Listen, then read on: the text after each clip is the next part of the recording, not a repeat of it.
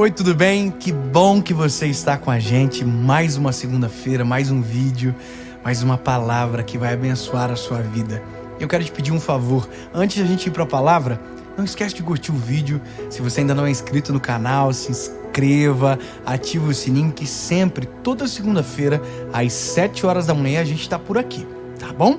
Jesus te abençoe e vamos para a mensagem. Segunda carta de Paulo a Timóteo, capítulo de número 1, versículo de número 7, diz a palavra: porque Deus não nos deu o espírito de medo, mas de poder, de amor e uma mente sã. Sabe, eu tenho dois meninos, eu tenho o João e o Noah. O João tem 2 anos e 4 meses e o Noah tem 4 meses. Eles nasceram exatamente no mesmo dia, 2 anos de diferença um do outro. E sabe, eu me lembro o João, quando nós começamos deixar não, né, porque você não deixa, mas a comemorar que ele começou a andar.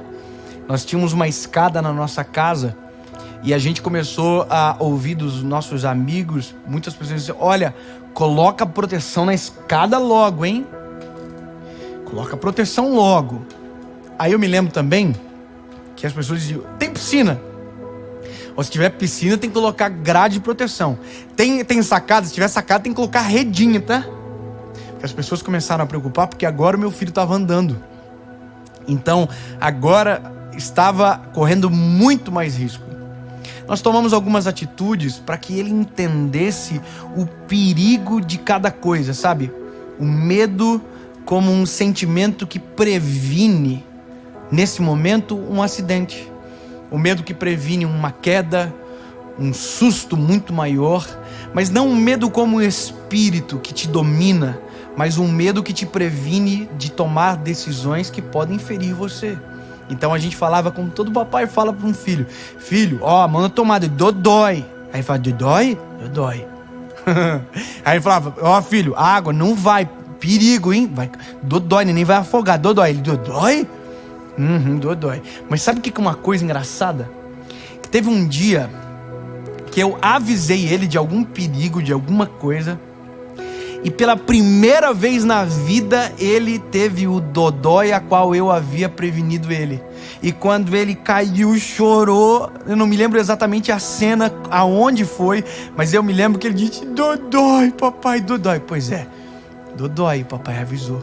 Então esse sentimento, esse medo, não é um medo que nos paralisa, não é um medo que nos tira do propósito de Deus, não é um medo que nos faz, sabe, desesperar, perder a nossa sanidade. Não, esse é o medo que nos previne, esse é o medo natural, e esse medo a gente não pode perder. Por que o bom nadador às vezes é o que morre afogado? Porque ele perdeu o medo.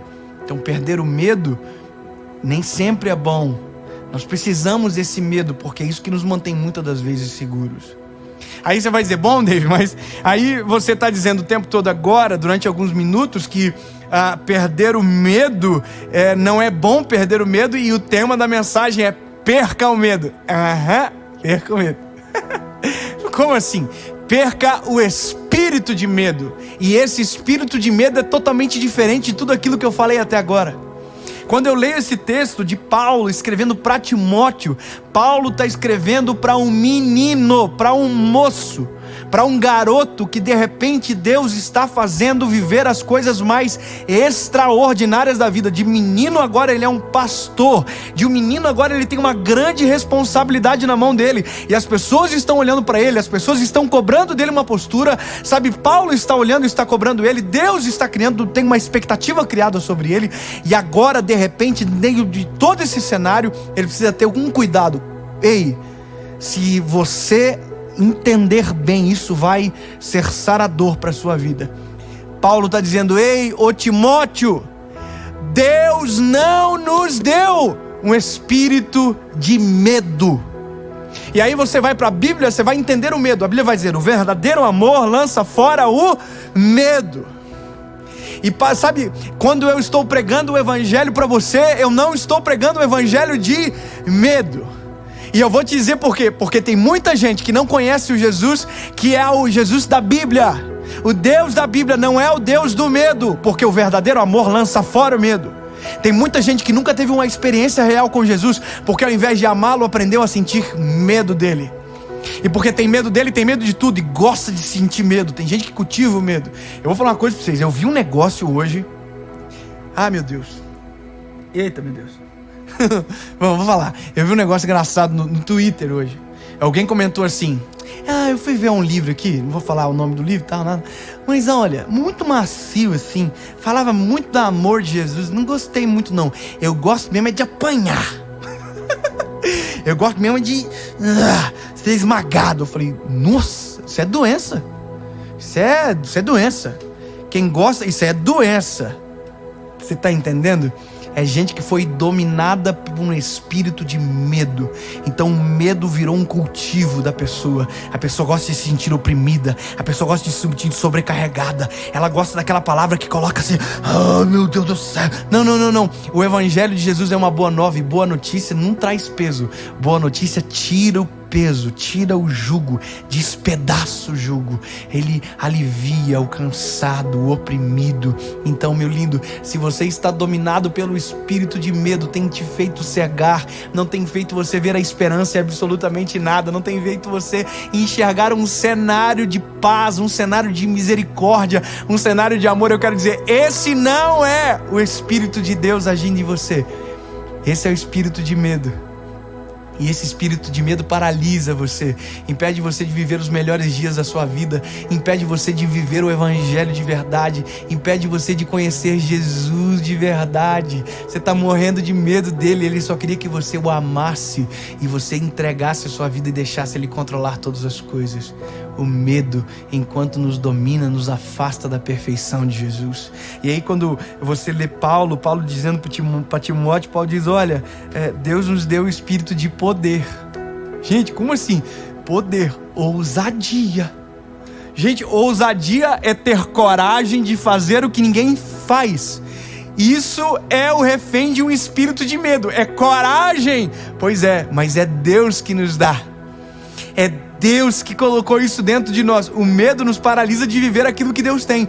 Por isso que expulsar o medo é a melhor coisa. Não é isso que eu quero não. Eu quero aquilo que Deus tem. E aí ele vai dizer, espírito de medo Deus não deu, mas Deus deu. Espírito de poder, amor que lança fora o medo. E o último, ele vai dizer, uma mente sã. Sabe, se você tiver uma mente sã, se você entender que o Espírito de Deus te dá poder, te dá amor, te dá uma mente sã, no meio de qualquer tempestade, no meio de qualquer problema, você sempre terá alguém para olhar, Cristo. Lembra do que falávamos agora há pouco sobre a paz que excede todo entendimento? Pois é exatamente isso. A paz que excede todo entendimento está em Jesus. Jesus que é o verbo amar. Jesus que é o amor. Amor que lança fora todo medo. E medo que me afasta do meu olhar a Jesus, da presença de Jesus. Então, meu lindo, perca o medo e deixa Jesus controlar toda a sua história. Perca o medo e deixa Jesus assumir o controle de toda a sua vida. Perca o medo e começa a viver hoje os planos de Jesus para você. Perca o medo e comece a viver aquilo que é extraordinário, que por mais que não combine com você, mas combina com aquele que enviou, combina com Jesus. Ele não nos deu um espírito de medo, mas nos deu um espírito de amor, de poder e uma mente sã. Eu posso orar por você? Deus, no nome de Jesus, Pai, eu oro pelos teus filhos agora, gente que está morrendo de medo, que o medo suma, desapareça do coração e que o teu Espírito encha a alma dos teus filhos, que o teu Espírito invada o ser agora, Jesus, e que haja a paz que excede todo entendimento dentro do coração. Em nome de Jesus, que o medo vá embora e que o teu poder, que o teu amor e a tua mente, Senhor Jesus, entre em nós. Renova nossa mente, o nosso espírito, em nome de Jesus. Amém. Fala, meu lindo! Minha linda! Tudo bem?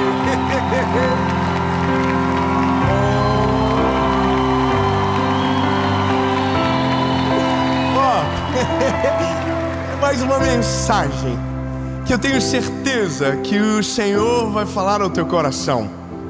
Mas se você pegar essa chave e girar na porta certa, ela vai abrir. É sobre uma chave que abre todas as portas, o que nós chamamos de a chave mestra.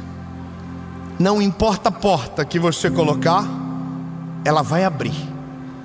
Então, lindo, eu não sei se você vai ter coragem de sair dessa mensagem, mas se eu fosse você, ficava até o final, eliminava as distrações e se preparava para tomar decisões radicais, mas que vão fazer você viver milagres extraordinários.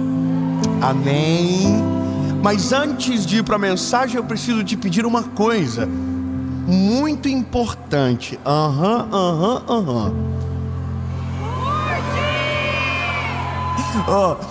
Curte o vídeo, comenta, compartilha. Aliás, eu vou te sugerir um comentário para você fazer já no começo agora, para nós ver se você tá ligado ou não. Comenta assim: hashtag time de segunda.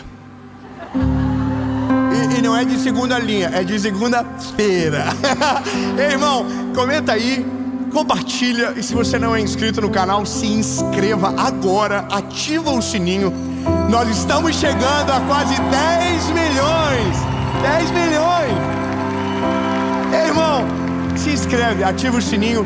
E eu tenho uma palavra para prometer para você. Quando batermos 10 milhões, ainda não sei como, mas vamos sortear um inscrito do canal para no ano que vem, em maio de 2025, e na terra onde Jesus nasceu com a gente. Ei, só que você tem que estar inscrito, bebê. Então até dá uma conferidinha. Vai que é você. Amém? Vai que é alguém de Tubarão. Vai que é um Baby Shark daqui que vai. Vamos pra mensagem. Aleluia. Olha, é desafiador dizer que existe uma chave que abre todas as portas.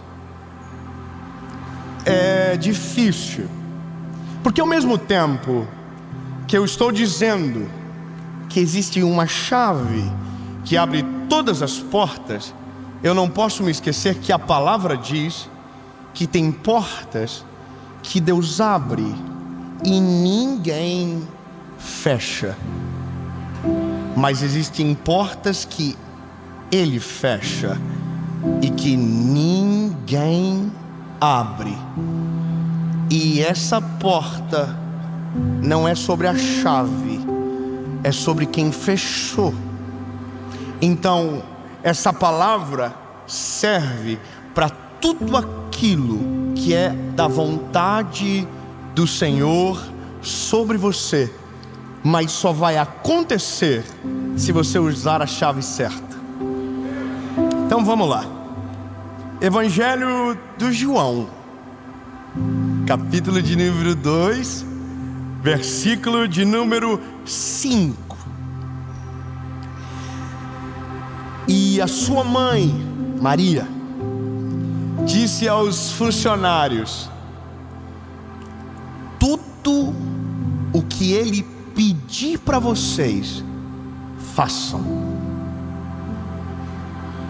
Amém. Vamos de novo. Tudo o que ele pedir para vocês, façam. Começamos. E estava ali 6 talhas de pedra, do tipo usado pelos judeus para as purificações. E em cada uma cabiam cerca de 80 a 120 litros. E Jesus lhe disse: enchei de água as talhas.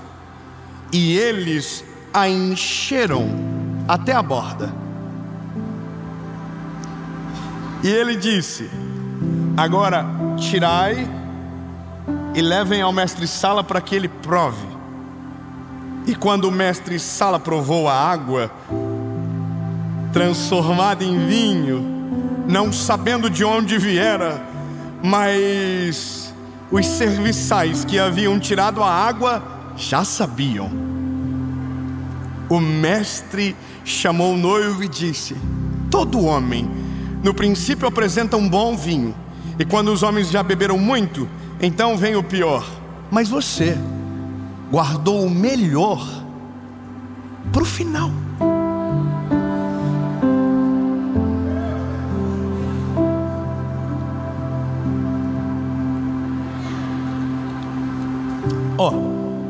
Vamos combinar um negócio?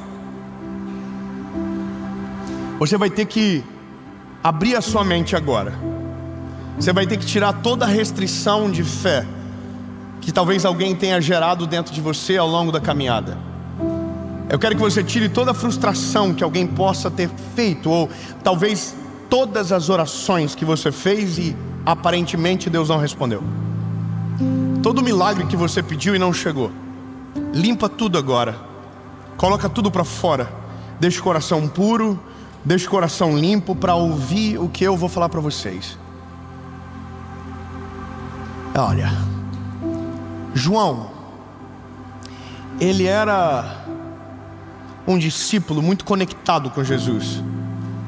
A Bíblia diz que o Senhor tinha 12 discípulos, 3 eram amigos, mas um era íntimo dele. E esse discípulo é aquele que escreve esse texto. E quando você lê sobre João, quando você lê o evangelho dele, você vê uma riqueza de detalhes que faltam em alguns momentos. Por exemplo, tem coisas que Lucas fala que João não diz. Sobre Pedro, por exemplo, tem detalhes de Pedro que só Lucas conta, João não. Mas João conta mais detalhes de Jesus do que sobre os discípulos, o que é bom para você entender algumas coisas. Então Lucas fala muito sobre os fatos, mas João tem um cuidado específico para falar sobre Jesus, de uma forma que um evangelho acaba completando o outro e torna-os os perfeitos. Mas quando você olha João fala de 7 milagres que Jesus fez, e que antes de fazer o milagre, Jesus pediu algo para ser feito para quem estava buscando o milagre. Então é preciso entender que tem milagres que acontecem de maneira sobrenatural, porém não é nos exigido nada, a gente só vive.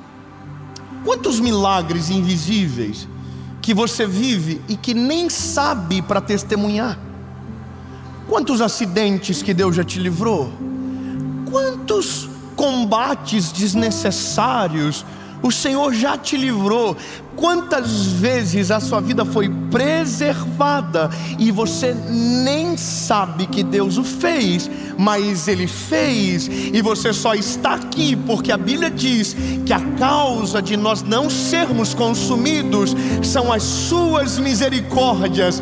Misericórdias essas que se renovam a cada manhã. Lindo, Jesus ama você, sabe o teu nome, o teu endereço, cuida de você na palma da tua mão, da mão dele, tem os cabelos da tua cabeça contados. É detalhe demais para você entender, mas ele conhece tão bem você que nem você mesmo se conhece como ele te conhece.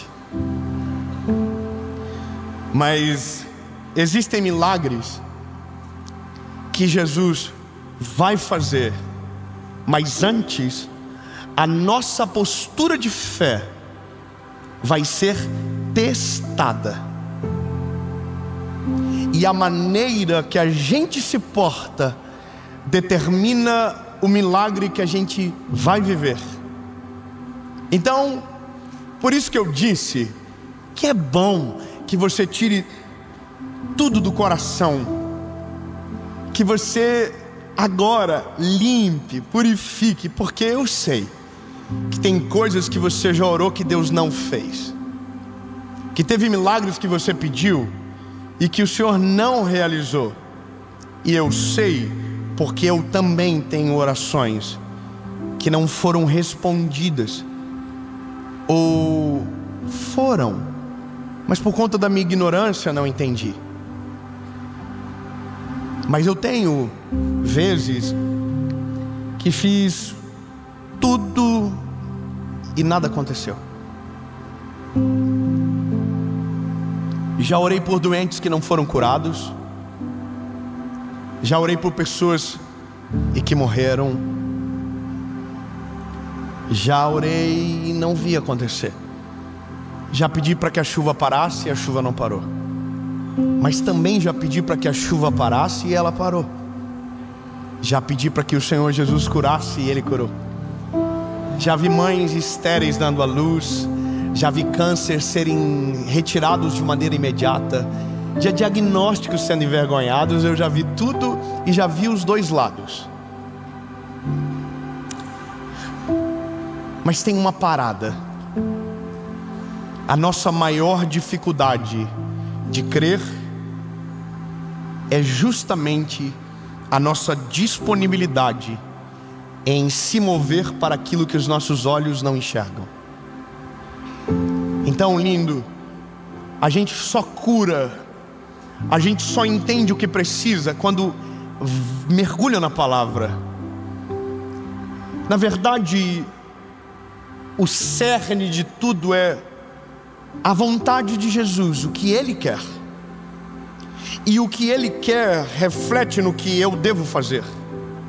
Então, examina comigo um milagre para começar. A Bíblia diz que é o primeiro milagre público de Jesus. Era um casamento em bodas de Caná da Galileia. Jesus ainda não havia sido exposto. Portanto, mesmo tendo poder para tudo, não havia sido provocado para. Seu ministério ainda não era público, mas havia uma mulher que sabia quem ele era. Maria sabia quem morava na casa dela. Maria sabia que aquele menino não era normal. Maria sabia que aquele menino carregava uma missão muito poderosa. Maria não criou um filho para viver, criou um filho para morrer na cruz do Calvário. Maria sabia de tudo dele. Sabia quem ele era, sabia o poder que ele tinha, sabia que o pai dele não era José, era o Deus dos céus e da terra. Ela sabia tudo dele, porque quando o anjo chega na casa de Maria, o anjo diz: e o reino dele não terá fim. Ele reinará para sempre, e o nome dele será Jesus. Maria sabia que 400 anos antes de ele chegar, um homem se levantou para profetizar dizendo: ele vai vir, e o nome dele será maravilhoso, Conselheiro, Deus forte, Pai da eternidade, e o principado estará sobre os seus ombros. Estava tudo escrito. Zacarias profetizou: e eis que ele vem montado em um jumento. Tudo estava escrito. Não há nada novo. Tudo que Jesus fez foi para cumprir aquilo que antes havia sido proclamado sobre ele, para que justamente aqueles que deveriam o receber tinham a certeza de quem se tratava. O problema não era o que estava escrito, mas a interpretação que se recebera. Bom, Maria sabia quem era o filho dela. E quando a Maria viu que o vinho acabou e que a festa iria de água abaixo, literalmente, porque o vinho havia acabado. A Bíblia diz que ela chamou Jesus e falou: eu sei que você pode resolver o BO dessa galera aqui. Aí Jesus falou: mas ainda não é chegada a minha hora. Eu imagino Maria: mas eu sou tua mãe.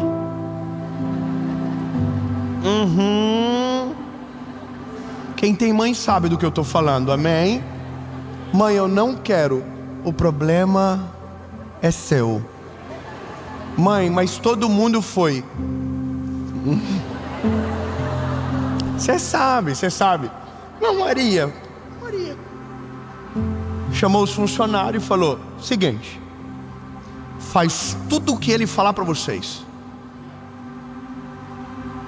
Mas quem iria fazer tudo não sabia quem ele era, não tinha uma história com ele, não havia um milagre contado, não havia nada registrado acerca dele. Ele era o filho do carpinteiro de Belém, ele era o filho da Maria e nada mais.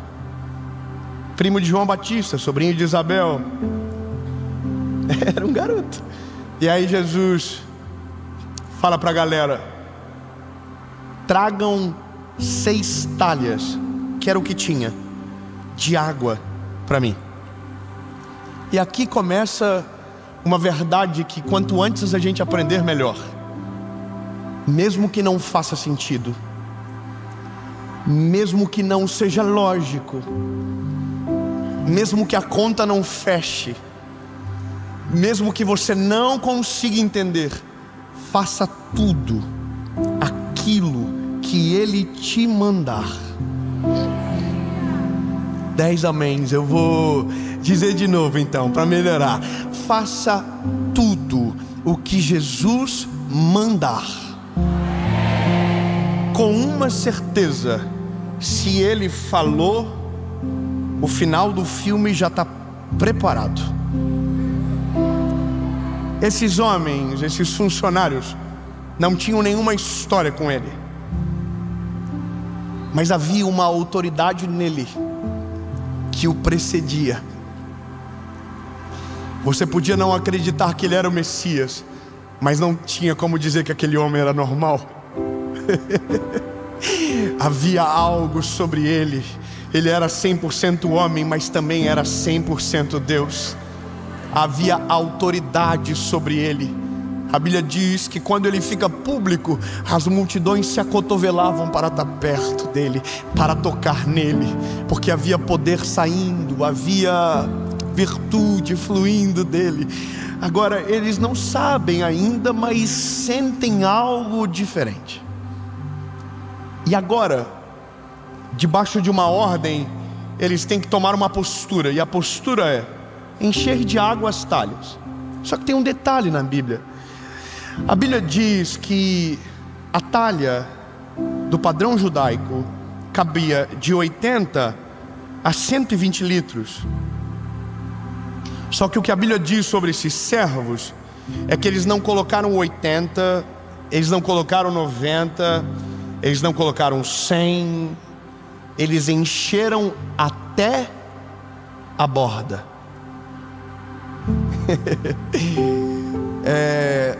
O nome disso é proatividade. É fazer além do que se pedido foi, ou se sacrificar para ver algo ainda maior acontecer. Eu não sei como é você, mas quando minha mãe pedia para buscar água, para encher a jarra e deixar na geladeira, é que aqui todo mundo é rico, todo mundo toma água a voz. Mas a gente tinha a tal da Tupperware, que dura 350 anos, que a gente tinha que encher depois que tomava. Eu nunca enchia até a borda, porque quando você enche até a borda, o risco de transbordar é maior. Porém a quantidade de água, se não transbordar, também é maior. Você já começou a entender, né? Eles tinham uma opção: não vamos sacrificar nossas costas, não vamos carregar 80 litros de 120 litros de água, se a gente pode carregar 80. E veja, Jesus não mandou eles carregar 80 litros de vinho ou 120 litros de... Ele mandou encher de água. E parece ilógico, numa festa que se precisa de vinho, encher uma talha de água. Esse é o ponto. Jesus não está pedindo algo lógico. Jesus não está pedindo algo simples. Jesus está pedindo uma decisão de crer. Se você crer que eu posso fazer alguma coisa, antes de eu fazer, faça você. Traga o sinal que você acredita na minha frente. O quanto você trazer de água, eu vou transformar em vinho. Mas é você que vai encher a talha de água. Bom,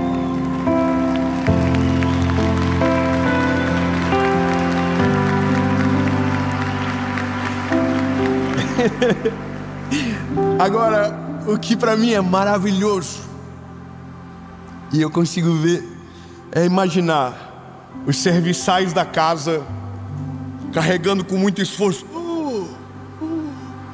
aquelas talhas cheias de água, indo em direção para quem precisava de vinho.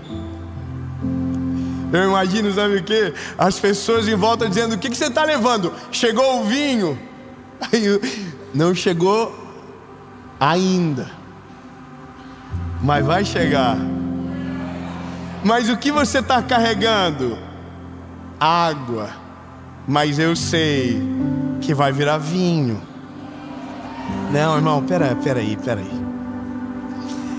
Quando cremos no milagre, a palavra crer é ver antes de acontecer. Fé é o firme fundamento nas coisas que não se enxergam, mas que se creem de todo o coração. Portanto, você nunca pode chamar de milagre aquilo que você não viu pela fé. Eu vou ser mais claro. Tudo que você pede, tudo que você coloca na presença do Senhor, a partir do momento que você coloca, os seus olhos precisam ver pela fé aquilo que você apresentou ao Senhor. E isso muda a postura da gente. Eu vou ser bem específico com você, mas antes eu preciso te dizer: as talhas chegaram até Jesus. Os meninos que estavam carregando ficaram olhando para ele. Um vinho bom demora bastante tempo para fermentar. Quanto tempo vai demorar? Aí a Bíblia diz que não demorou muito.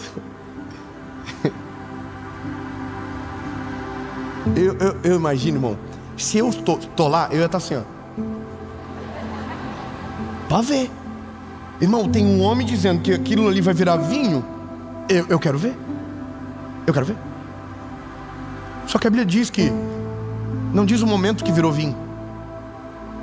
A Bíblia não fala se virou vinho quando o mestre Sala experimentou, se virou vinho enquanto eles estavam carregando as talhas, se virou vinho quando as talhas chegaram até Jesus. A Bíblia só diz que quando o mestre Sala colocou na boca, era vinho. Não, meu Deus, irmão, vamos de novo. Não se sabe quando foi a hora. Qual foi a hora? Ninguém sabe. Quando eles estavam carregando? Não sei. Quando chegou? Não sei. Quando eles transportaram? Não sei. Eu só sei de uma coisa: quando o mestre Sala colocou na boca, ele disse: uau! Que isso? Os irmãos do vinho estão tudo assim, ó. É pecado? Irmão, deixa eu falar uma coisa para você. A Bíblia diz que quando o mestre Sala experimentou, ele falou: oh my Jesus, é vinho. E não é só vinho, é o melhor vinho que eu já experimentei. Aí ele fica inconformado com a liturgia da chegada daquele vinho. E ele vai no dono da festa, no noivo, e diz: que é isso que você fez? Normalmente se deixa o melhor vinho pro começo. Você serve quando todo mundo tá bêbado, coloca tudo que tiver de refúgio. Você deu o melhor no começo, que eu pensei que era o melhor, mas o que você serviu por último é muito melhor do que tudo que foi servido. mas minutos atrás aquilo era só água. Eu vou ser mais claro com você. Um vinho precisa de 2 anos para fazer a sua fermentação ficar aprazível ao paladar, e nem sempre ele será tão bom. Quanto mais velho, melhor. Jesus fez o melhor vinho sem respeitar o tempo do vinho.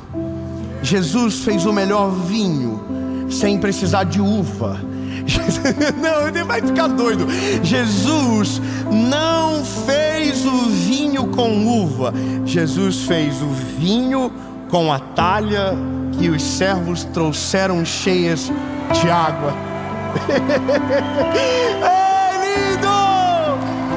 Deus vai fazer com aquilo que você trazer para a mão dele, o que você apresentar para ele, e com fé se mover em direção do teu milagre. Ele é poderoso para fazer. Eu sei o que vem no teu coração. Aí, Dave, é muito difícil. Mas se você crer, você vai fazer tudo o que ele mandar. E se ele falar você ir, você vai. Se ele falar para você pular, você pula. Se ele falar para você voar, você bate a mão e voa. Não importa, não precisa fazer sentido, mas tem que vir dele. Se vem dele, acontece. O nome dele é glorificado, o milagre chega. Mas a gente tem que aprender logo. A chave que abre todas as portas não é a fé, é a obediência. A fé vem depois, a obediência vem primeiro. O milagre vem depois, a obediência vem primeiro. Lindo, Deus não fez nada na minha vida enquanto eu não obedeci Ele naquilo que Ele estava me pedindo. E tudo o que Ele me pediu, mesmo doendo, mesmo tendo vergonha, mesmo morrendo de medo, eu fiz. E tudo aquilo que eu obedeci, o milagre dele derramou sobre mim. Mas não dá para transformar. Até dá, mas aqui não. Se a talha não tiver cheia de água, a obediência deles não é normal, é uma obediência extravagante. A gente não vai encher pouco, a gente vai encher até a borda.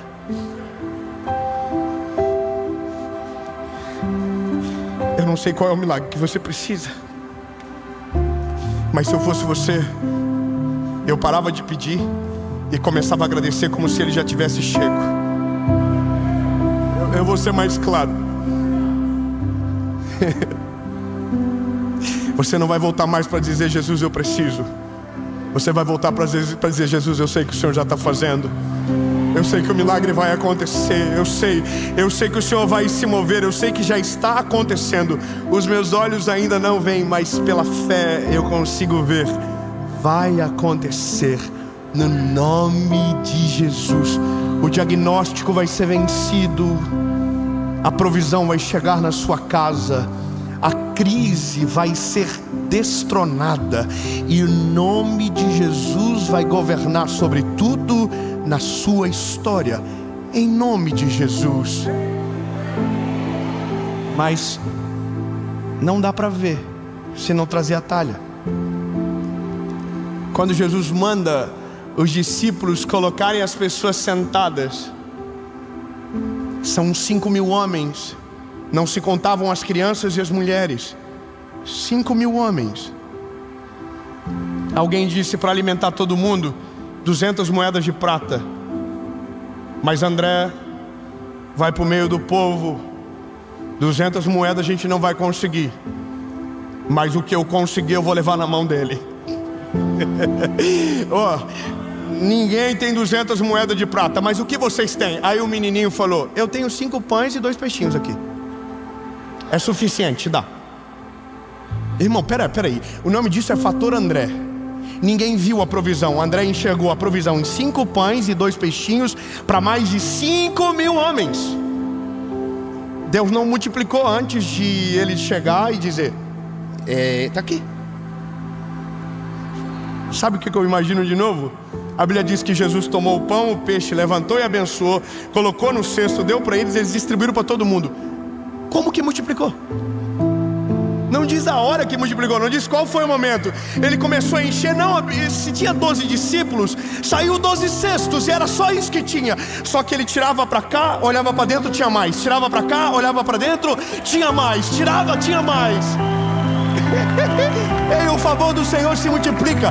O favor do Senhor é sobrenatural. Vou falar para você. Quando Jesus falou comigo que era para eu abrir mão de um sonho meu, eu entrei em crise, porque eu não queria. O que o Senhor estava pedindo é: traga minhas talhas cheias de água, solta o que você carrega e traz o que eu tenho poder para transformar. Não é tão fácil como a gente gostaria, mas é exatamente isso que move o céu à nossa direção.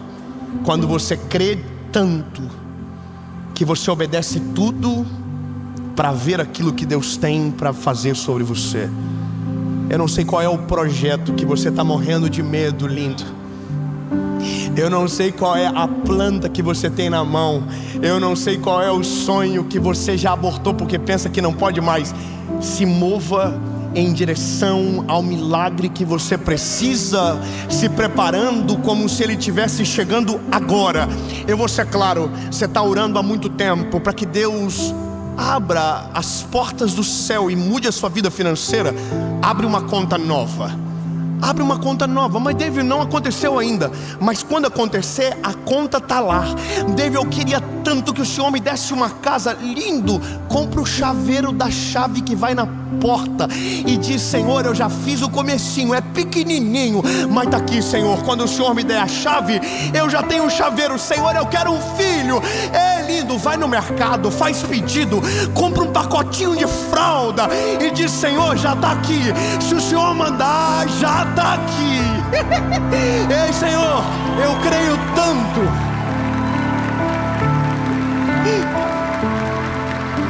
Eu sei que é difícil, mas quem crê se move no sobrenatural para ver o milagre de Deus chegar.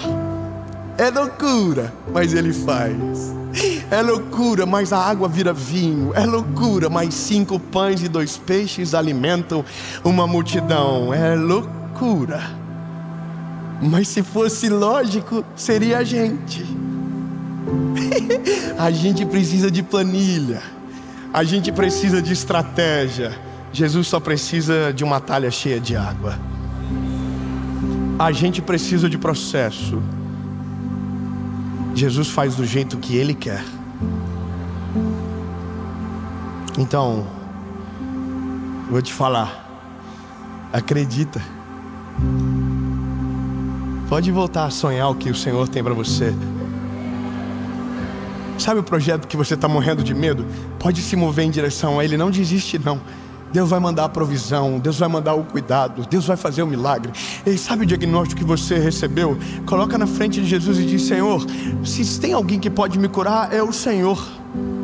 E começa a declarar: Jesus, eu creio que eu estou curado. Eu creio, Jesus, que eu vou viver de maneira sobrenatural os meus dias sobre essa terra. Em nome de Jesus. Creia, creia. Creia antes de ver. Eu me lembro que um dia, há muitos anos atrás, eu construí e desenhei uma planta de uma casa, que seria a casa que eu iria construir. Eu não sabia quanto custava. Eu não sabia como que fazia uma casa. Eu não sabia como fazia uma laje. Eu fiz a planta, mostrei para um amigo meu. Ele disse: você sabe quanto custa 1 metro quadrado? Falei: não sei. Aí ele falou para mim: é que se você construir uma casa desse tamanho, vai sair X. Falei: isso eu não tenho condição. Ele falou: então, o que você consegue? Eu conseguia X. Eu desenhei 2X. Porque se eu contar só comigo, não é testemunho. Se eu contar só com a minha calculadora, não é milagre. Se eu contar só com aquilo que eu vejo, eu nunca vou sair do normal. Eu sempre vou viver o básico. Eu fiz 2X. Eu fiz uma casa de 2 andares. Eu fiz uma casa que tinha pele de vidro na frente. Uau, que chique. Eu desenhei. Só que aí, irmão, chegou a planta da casa, eu fiz o projeto e eu estava com a planta na igreja, sentadinho. Aí o culto começou, eu olhava a planta, fechava. Meu Deus, como que isso vai acontecer, Jesus? Meu Deus, agora? Aí abria, fechava. Aí do nada uma pessoa vem atrás de mim e falou: garoto, o Senhor falou comigo e eu não sei o que é. Eu não consigo entender porque eu não sei nem o que está escrito no texto. Mas abre Esdras capítulo 10. E ele falou o versículo e ele saiu. Aí eu peguei e abri.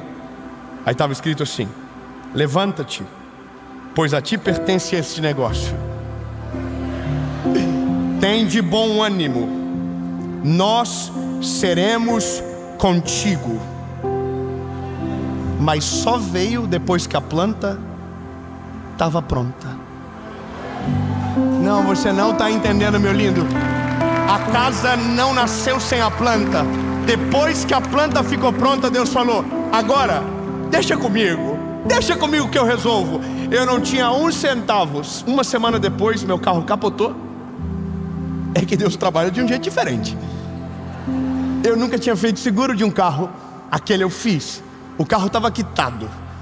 E o dia que bateu, era o dia anterior, eu havia quitado o seguro também. Você não quer glorificar? Eu vou falar o que Deus fez. O valor que entrou do seguro, eu encontrei o construtor. Dei na mão dele. Falei: toca-lhe o pau. Faz no que dá. Ei, só que escute, eu tinha a provisão para o começo e não tinha mais nada para o final. Só que o dia que eu dei o passo, a provisão começou a chegar de uma maneira como nunca antes havia chego. A conta dava X, o Senhor mandava X. E quando eu vi, a casa estava pronta, mas antes de acontecer, era só uma planta na mão de um garoto sem condições. Mas como eu me movi em direção à palavra, o Senhor falou: eu vou fazer. Irmão, fala para quem está do teu lado: se move em direção do teu milagre. Ele vai fazer, em nome de Jesus. Amém.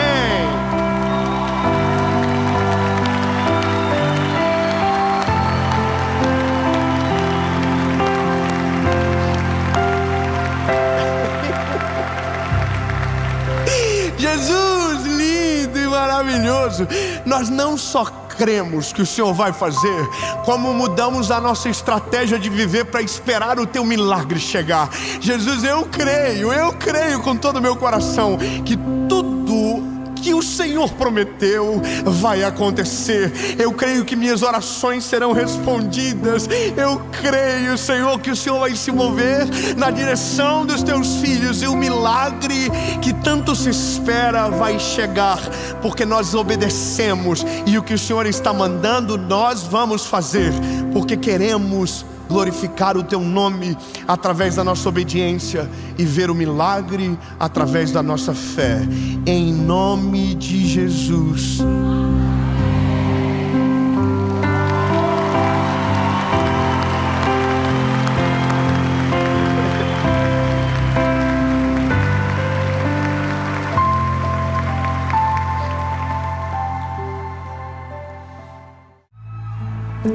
Fala, meu lindo! Minha linda!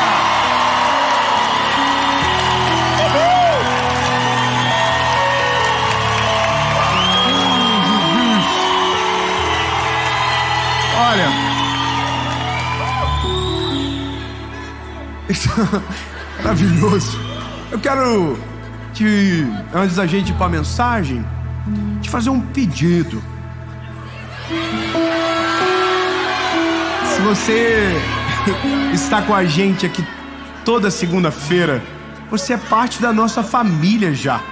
Então dá uma olhadinha se você está inscrito no canal. Se inscreve, ativa o sininho, compartilhe o vídeo.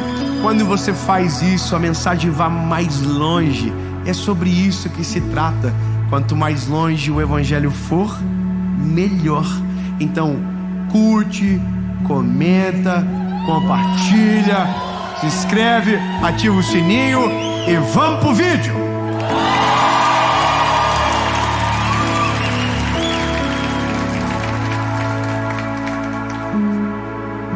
da mensagem é: controle-se. Você pode falar para o ser humano que está pertinho de você, fala assim,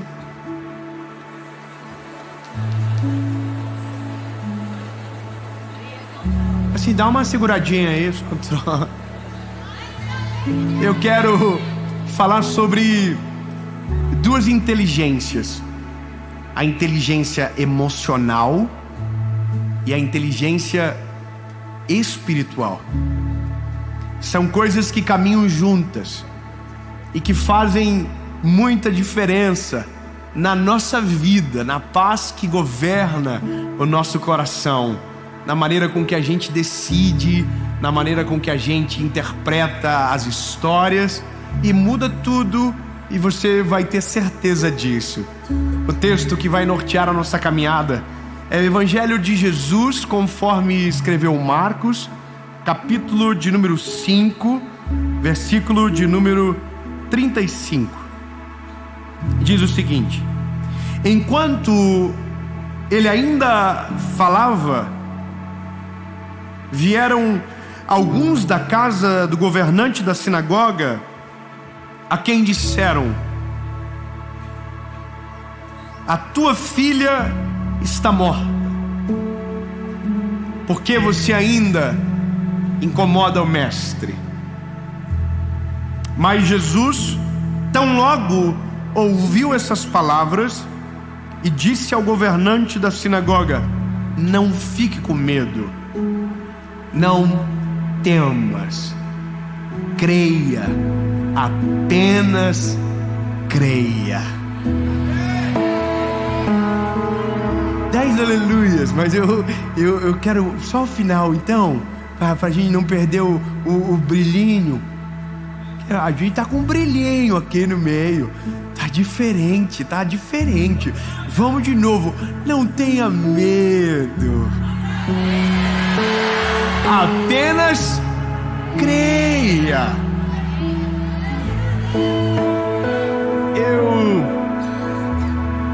Eu já devo ter falado sobre isso milhares de vezes, mas muito mesmo. Só que lembra daquilo, quando a gente lê o texto e o texto renova, tem uma visão nova, diferente, transforma a gente numa parte nova. E esse texto é assim comigo. Como eu leio muitos evangelhos porque amo demais, e cada vez é uma parada assim, nossa, tem isso aqui. E quando eu travo no negócio, irmão, batata, vai vir alguma resposta para alguma pergunta que às vezes nem existe, ou para uma demanda que às vezes até é recorrente. Como por exemplo, irmão, se a gente olhar no nosso meio, todo mundo sofre do mesmo mal aqui. Todo mundo. Um grau mais avançado, outro mais reduzido, mas todo mundo é igual, inclusive Joe.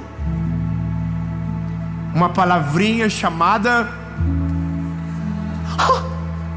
Nossa, como vocês estão bons! Qual que é o problema? Ansiedade. Irmão, isso é patológico generalizado. Nós somos tudo farinha do mesmo saco, tudo igual, só que uns, ó céu, ó vida, ó azar, eu vou morrer, a vida acabou, tudo deu errado. E o problema às vezes é isso aqui. Mas o ansioso maximiza a treta. O ansioso amplifica o BO, ele deixa maior, ele fica... não vai dar certo. Oh meu Deus. E aí tem um que é menos ansioso, que fala assim: não, gente, vai dar tudo certo, mas por dentro assim.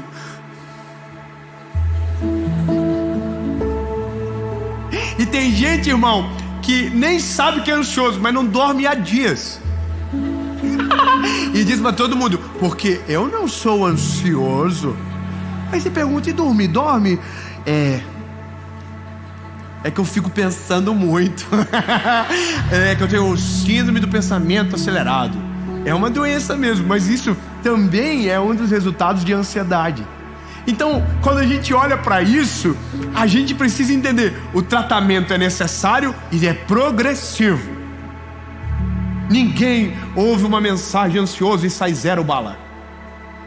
você sai só menos ansioso.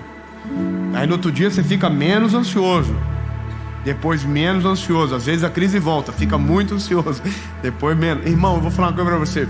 A minha vida é uma doideira. Você não tem noção das confusão que a gente se mete.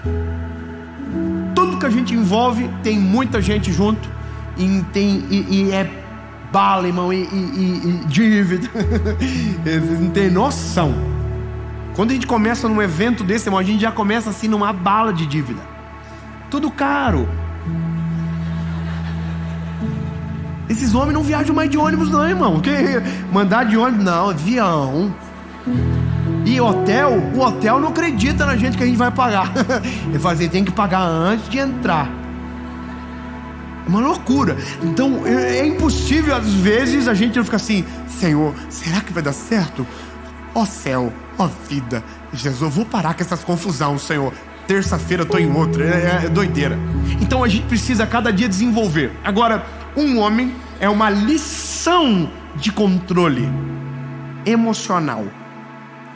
O Jairo, por vários motivos que você vai entender. Quem é pai aqui? Levanta a mão. Quem é pai? Irmão, seu filho já afogou? Alguma vez seu filho já afogou? Fala o que você fez. Você quase faleceu. Irmão, a gente fica desesperado. E todo mundo corre, irmão, e chacoalha a criança, e aperta a barriga, e vai, a criança, calma, pai, já saiu faz 15 minutos. A gente desespera. Tem pai que é pior. Tem pai que se o filho tropeçar, ele, chama o SAMU. Tem gente que maximiza. Mas quando é o nosso filho, é pior, não é?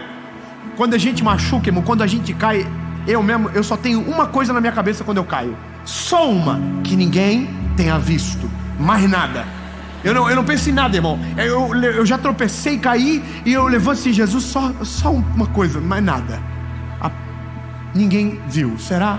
Aí olha, e é tão bom quando a gente cai sozinho, irmão, maravilhoso.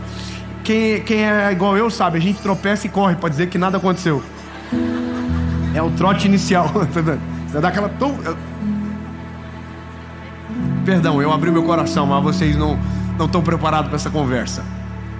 Agora, observa o Jairo. O Jairo é o príncipe da sinagoga. É um homem importante. Ele tem acesso a Jesus de uma maneira diferente, distinta. Ele chega pela frente, diz, Jesus, eu quero que o Senhor vá na minha casa, minha filha está morrendo. A filha dele está morrendo. Então cada segundo importa. A minha filha está morrendo. Aí Jesus disse para o Jairo, tá bom, Jairo, eu vou na tua casa. O rolê de Jesus mudou. Não sei aonde ia, só sei que agora tem um novo endereço. A casa de Jairo. Então, todos os discípulos estão dizendo, top, vão para a casa do Jairo. O Jairo é rico. Jesus vai curar a menina, provavelmente. Vai ter festa, churrasco. Isso é incrível. Todo mundo, vamos ir para a casa do Jairo. Top. E todo pobre gosta de ir na casa de um rico, irmão, que é legal. Você entra, você fala assim, meu Deus. Eu entro fazendo conta. Gente, olha o lustre. Eu sou assim. Eu sou aquele que quando sai falando, você viu, Paulo? É a Paula. E eu sou aquele que copia as coisas, ainda sai falando, vamos fazer igual quando der. Quer ver negócio de cheiro, irmão? Quando a gente foi na casa do irmão que tinha um cheiro, o cheiro da casa do irmão era aquele cheiro de deu certo a vida, os boletos estão pagos. Irmão, e eu com vergonha de perguntar, tentando achar alguma coisa que tinha um nome. Por vergonha, né, irmão? Eu não queria perguntar pra ele. E eu tô assim andando na casa. Céu, você tá vendo, Paulo? Que isso? Nós estamos flutuando aqui dentro. E achando, irmão, não achava um vidro miserável pra ver o nome. E aí falei pro homem, qual é o nome deste cheiro? Desabafei. Bom, comprei, tá até hoje lá em casa. Eu entro e falo assim, que isso, hein? Só que os boletos estão tudo na gaveta igual, mas o cheiro tá lá. Aí, agora escute isso. Eles estão muito felizes, estão indo, e o Jairo tá com uma esperança. Pronto, meu problema tá resolvido. Ele chegou na história. Se ele tá junto, vai dar certo, acabou. Ele tá indo pra minha casa, top. Só que daí do nada, uma mulher que não tem nada a ver com o B.O., que não foi convidada para ir na casa do Jairo, que não era para estar no meio do rolê, olha para Jesus e diz assim: se eu só tocar nele, na orla do manto dele, eu sei que eu vou ser curada. Obrigado, irmão do aleluia. O irmão estava comigo. Irmão, ela falou: se eu apenas o tocar, eu sei que eu serei curada. Aí a Bíblia diz que ela vai, toca na orla do manto de Jesus e ela é curada. A história tinha que seguir logo, irmão. Mas a Bíblia diz que Jesus parou. Irmão, a parada aqui é o Jairo. Irmão, o Jairo tá aqui, ó.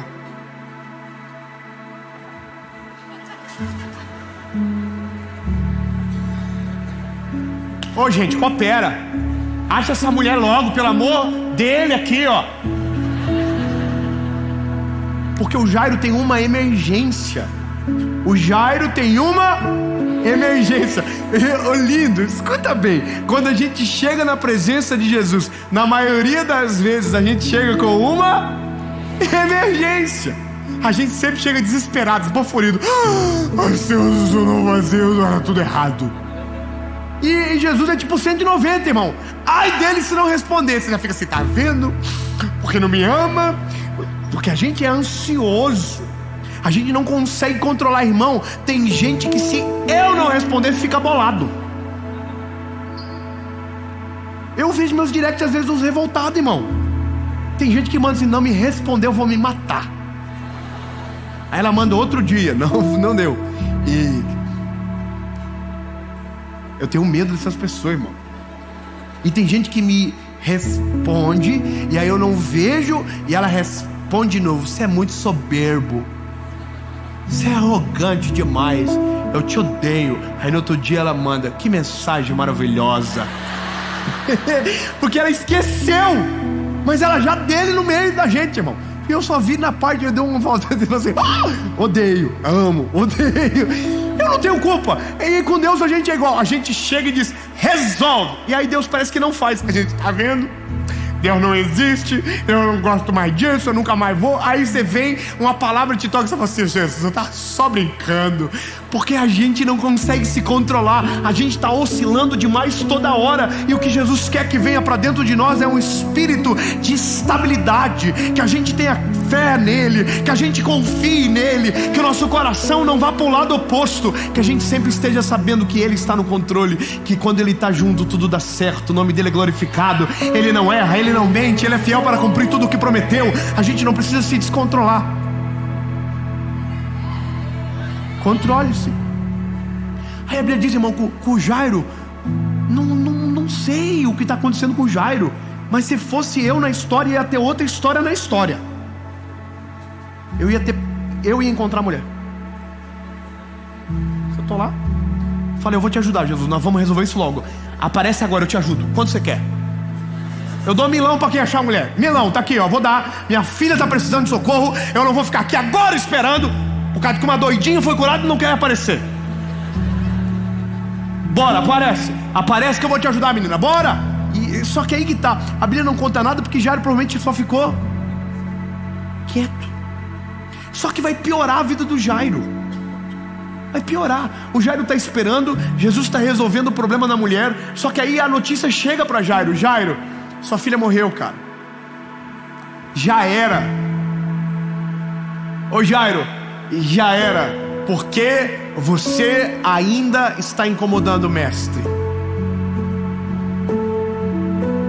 Quem é pai sabe qual é a ação num momento desse.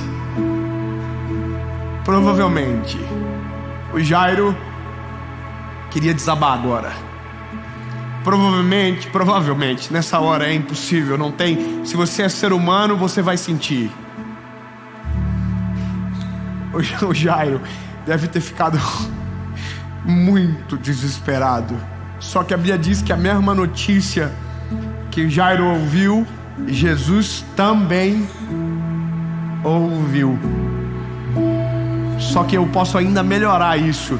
A notícia que Jairo ouviu, Jesus já sabia dela desde o começo. Posso te explicar melhor, lindo? Aquilo que te assusta não pega Jesus de surpresa. O que te assusta não altera o humor dele. O que te pega assim do nada, para ele não é novidade. Ele está no controle de tudo. A palma das mãos dele repousa a terra. A Bíblia diz que os céus manifestam a glória dele e o firmamento anuncia as obras de suas mãos. Não pense você que é o teu problema que tira ele do eixo. Ele já sabe. Ele governa todas as coisas. Enquanto você se desequilibra, descontrola, ele permanece igual, porque pode todas as coisas. Por isso que quando o apóstolo diz, porque sei que tudo podes e que nenhum dos teus planos podem ser frustrados, é a verdade. Ele pode tudo e nada que ele decide pode ser frustrado. Portanto, daquilo que ele não tem medo, você não precisa temer.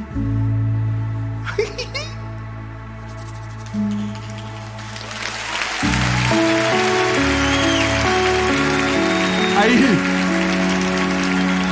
é maravilhoso, porque agora Jesus divide. Ele diz o quê? Jairo, não fique com medo. O que ele está falando para Jairo? Jairo, as tuas emoções, Jairo, não deixa ela desequilibrar. Você não precisa ter medo. Aleluia! Jairo, não precisa ter medo. Em outras palavras, ele está dizendo: Jairo, eu ainda estou aqui. Eu ainda estou aqui. Jairo, você não precisa ter medo. Ele fala para as emoções do Jairo e agora ele mira no espírito do Jairo. Jairo, não tenha medo. Creia somente. Continua crendo que eu posso fazer, Jairo. Continua crendo. Lembra do começo que você chegou dizendo que era para eu ir para tua casa para resolver o teu problema? Bom, eu ainda não mudei o endereço. Eu ainda estou indo para tua casa. Continua crendo, continua acreditando. Eu ainda estou indo na direção da tua casa e eu vou resolver o BO. Jairo, controla as tuas emoções e mantenha a tua fé. É muito simples. Sabe o que Jesus quer que a gente aprenda logo? Que a gente precisa aprender a esperar. E enquanto esperamos, aprendemos a confiar. Confia nele, descansa nele, espera por ele. Na hora certa ele chega, da maneira certa ele faz. E se você se desequilibrar, não muda a velocidade que ele trabalha. Portanto, controle-se, acalme o coração, não tenha medo e continue crendo.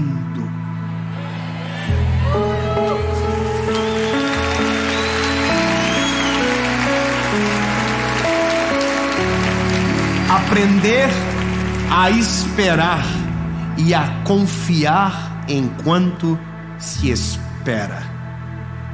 É difícil, eu sei que é, porque durante a espera os nossos olhos não veem milagre nenhum. Durante a espera a gente não vê resultado. Durante a espera só duas coisas precisam aparecer: emoções saudáveis e fé inabalável. É exatamente isso.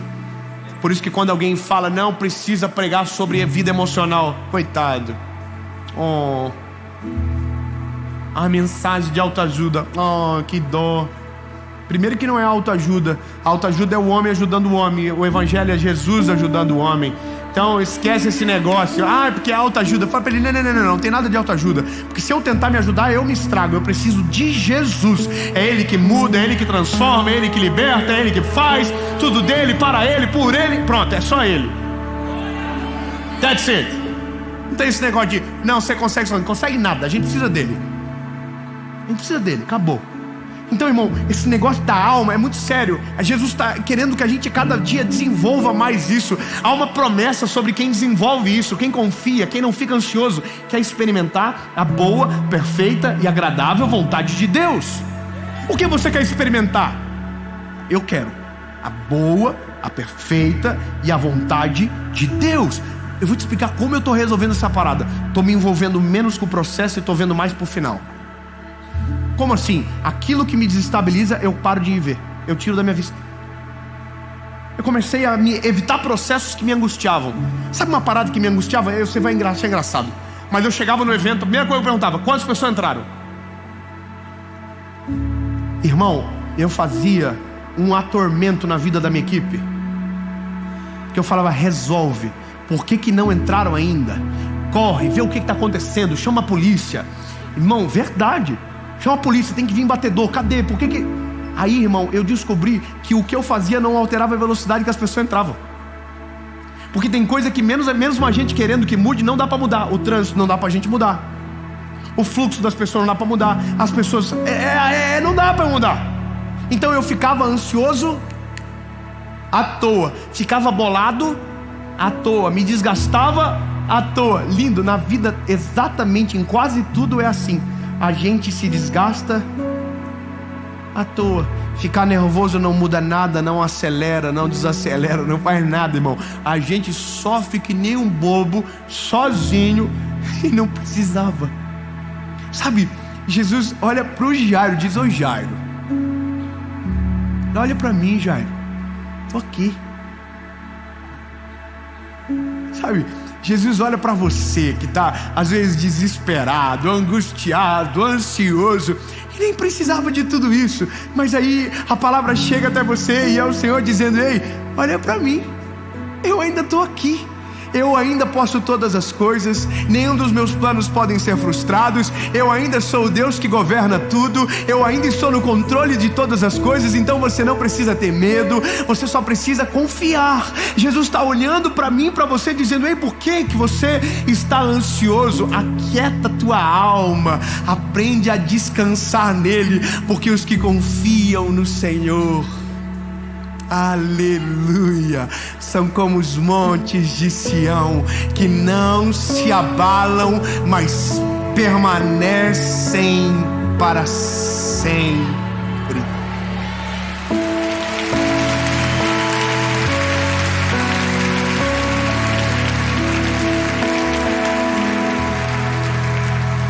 Jesus vai para a casa do Jairo. Chega lá, tá todo mundo fora da casa do Jairo. Ela morreu, não adianta, ela morreu. Aí Jesus diz: não, ela tá só dormindo. E o final você já sabe. Jesus entrou, acordou a menina.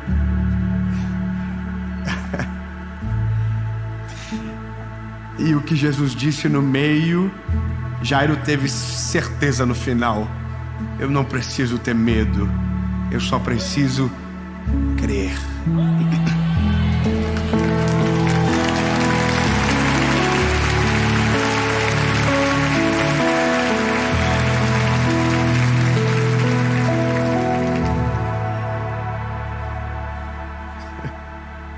Lindo Jesus. Tu és maravilhoso. Não precisamos ter medo, porque Tu está conosco, Jesus. O Senhor é o nosso pastor, nada nos faltará. Tu és real, Jesus. E se o Senhor está, não precisamos ter medo. Não precisamos ficar desesperados. O Senhor está presente. O Senhor é um Deus que se importa. Jesus, acalma o nosso coração, acalma as nossas emoções, o nosso espírito inquieto, porque Tu ainda é o mesmo. O Senhor não mudou. O Senhor pode todas as coisas. Jesus lindo, nós Te amamos e cremos. Tu ainda é o mesmo. Em nome de Jesus. Amém.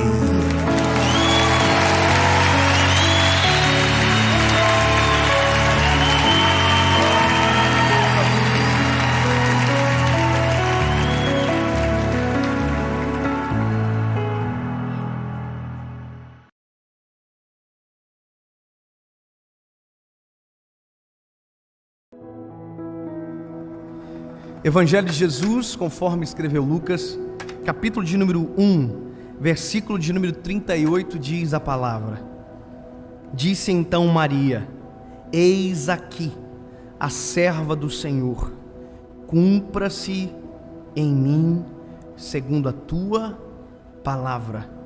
E o anjo ausentou-se dela. Naqueles dias, levantando-se Maria, foi apressada às montanhas, a uma cidade de Judá, e entrou em casa de Zacarias e saudou Isabel. E aconteceu que, ao ouvir Isabel a saudação de Maria, a criança saltou no seu ventre, e Isabel foi cheia do Espírito Santo. Que coisa linda! Sabe, antes de Jesus ser o nosso Salvador, Ele era a expectativa de Deus para a vida de uma mulher. Antes de Ele ser o nosso Salvador, o nosso Redentor, o nosso amado, Ele era a promessa de Deus para a vida de uma menina chamada Maria. E sabe, a loucura é tentar entender o porquê Deus sonha coisas grandes para gente tão pequena como a gente. Por que Deus coloca grandes responsabilidades em vasos tão pequenos? Sabe, já parou para pensar por que Deus escolheu você? Já parou para pensar que no meio de milhões de pessoas que não acordaram, você acordou, está ouvindo essa palavra? Sabe, olha quanta graça que tem sobre você. Há fôlego no seu pulmão, você me ouve, me vê. Sabe, quanta graça. E isso para mim, essa palavra, ela é poderosa, porque ela resume a resposta. Por quê? Bom, o porquê é graça. Você não merece, mas é real. Você não merece, mas está sobre você. Sabe, tinha gente milhões de vezes melhor do que eu para fazer o que eu estou fazendo agora, mas Jesus escolheu o Dave. Tem um porquê? Não, é graça, favor imerecido. Nada do que eu fiz, nada do que eu sou ou que eu possa fazer me torna digno de viver o que eu vivo, te torna digno de viver o que você vive. Isso é graça. A loucura dessa palavra aparece na Bíblia quando o anjo Gabriel chega na casa de Maria. Ele olha para ela e diz: salve, agraciada, bendita és tu entre as mulheres. Jesus nem tinha nascido, a notícia nem tinha saído da boca do anjo, mas a palavra graça tinha acabado de nascer na palavra. Agraciada, alvo de graça. Você não merece, mas eu vim aqui porque Ele mandou. Sabe? O anjo está dizendo: olha, tem lugar melhor, tem casa melhor, tem família melhor, tem mulher melhor. Basta ser virgem, mas agraciada, bendita és tu entre as mulheres. Que coisa linda, só que tem um problema, porque isso é legal, é bonito, só que tem problema, porque é inadequado com a realidade de Maria. A expectativa é top, mas a realidade não é. Qual é a realidade de Maria? É uma menininha da Galileia, pobre, sem descendência, linhagem. A linhagem de realeza está em José, não está na Maria. José é da descendência de Davi, Maria não. Maria é uma menina que nem é casada com José ainda, nem o sobrenome de José tem Maria ainda. Ela é desposada, não é esposa. Mas Deus escolheu a Maria. Por quê? Não sei. Vou viver a vida inteira e não vou saber por que Deus me escolheu, quanto mais por que Deus escolheu a Maria. Vou viver a vida inteira para tentar entender o que o Senhor viu em mim. E eu vou viver a vida inteira na frente de um espelho dizendo: é graça, é graça, é graça, maravilhosa graça, extraordinária graça. E sabe, porque tem graça, tem expectativa ao nosso respeito. Porque quando se derrama graça, tem que ter um resultado. Graça sem resultado é estranho. Deus te deu vida, viva. Viver é o resultado da graça de ter vida. Deus te chamou, atenda o chamado da graça. O resultado é atenda. Porque enquanto você não atende, enquanto você não faz, enquanto você não cumpre, é só expectativa. E sabe, tá cheio de gente cheia de expectativa. Já viu? Todo mundo, porque Deus me chamou para isso. Eu fui. Não, isso é só expectativa. Nada é realidade. Sabe contar muito bem para que Deus o chamou, mas nunca viveu 1 centímetro daquilo que Deus fez para viver. Conta para todo mundo, Deus me chamou para isso, aquilo outro, mas já passou 2014, 2015, 2016, 2017, 2018, vai passar 2019, bobear, mas em nome de Jesus, esse ano não, ei, não vamos deixar a expectativa continuar sendo expectativa, está na hora de virar realidade. Ei! O anjo está na casa de Maria. Imagina que loucura, é um anjo, é um ser celestial. Se fosse hoje, até a mulherada ia estar fazendo live, ia estar dizendo, fazer um storyzinho para mostrar para as inimigas. Imagina que loucura, é um anjo, é um ser de glória. E ele não está ali visitando de maneira aleatória, não. Ele tem uma notícia, uma boa nova. Ele diz o seguinte: olha, Maria, você dará à luz a um filho, e você vai colocar o nome dele de Jesus. Aí Maria está assim, ó.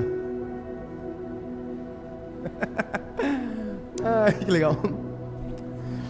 Porque na cabeça de Maria ela está assim, não, tem um probleminha que ele não sabe, que ele não deve estar sabendo ainda. Não, mas tudo bem, o que é mesmo?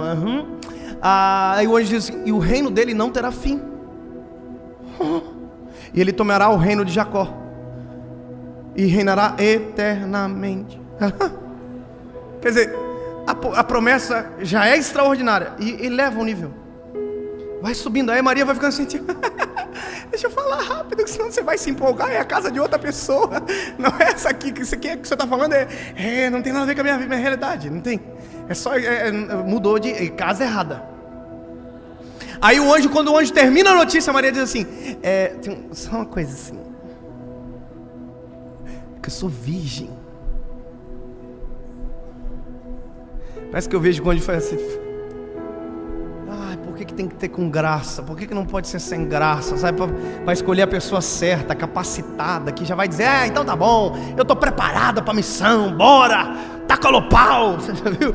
Sabe?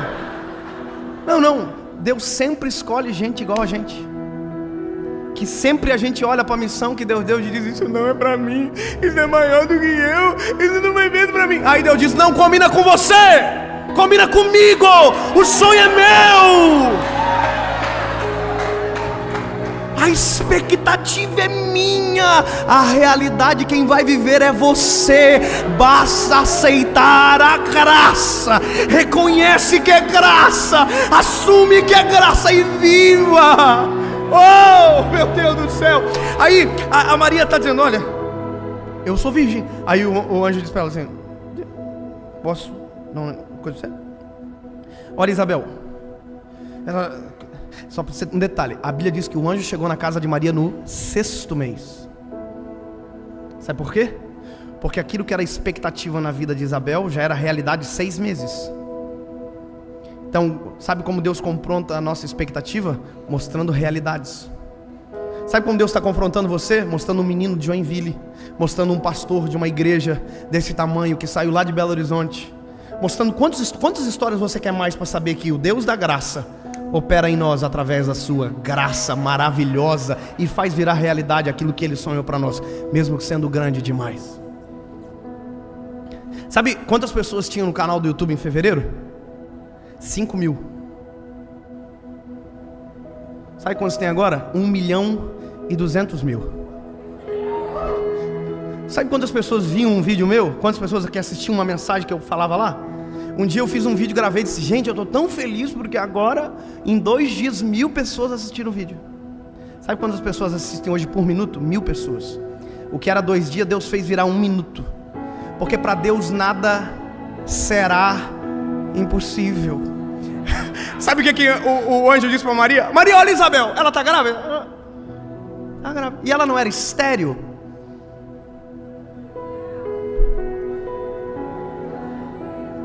Era estéril. Aí o anjo diz, porque para Deus nada será impossível. Era estéril, mas já está no 6º mês de gravidez. Sabe o que é isso? Tem uma barriguinha, tem um nenenzinho lá dentro. Graça, expectativa, realidade. Sabe o que faz virar realidade a expectativa de Deus nas nossas vidas? Maria nos ensina. Ela pode ser da Galileia, pode ser novinha, pode ser virgem, pode ser inadequada, mas ela é inteligente.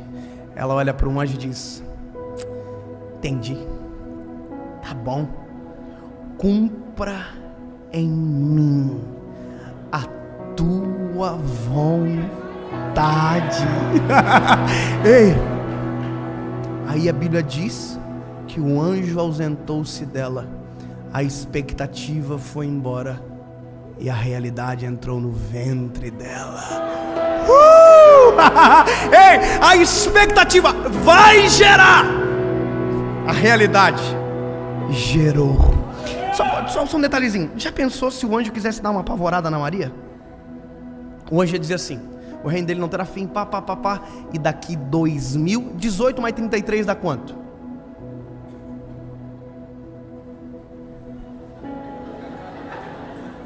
Alguém? 51? Já pensou se já, porque tem que somar 33 mais 2018, né? Já pensou se o anjo diz assim: olha, em 2051 essa expectativa será a realidade de milhões de jovens de uma nação, será a realidade de bilhões de pessoas no mundo que irão todos os dias se curvar perante o nome dele e cantarão santo, maravilhoso. Ei, agora é expectativa, mas será a realidade de salvação de bilhões e bilhões e bilhões. Aí Maria fica pior ainda. Ei, o que Deus tem ao seu respeito é maior do que você imagina, mas para virar realidade, cumpra em mim, segundo a tua palavra. O anjo saiu, a realidade entrou, e ela foi na casa de Isabel.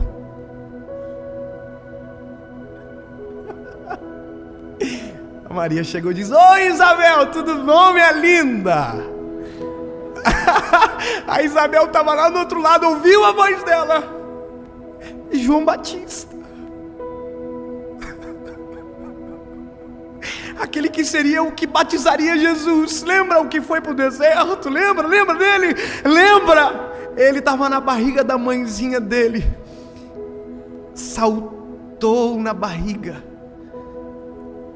e Isabel foi cheia do Espírito Santo, porque o aceite da Maria foi realidade para ela, para João Batista, para Isabel e para nós.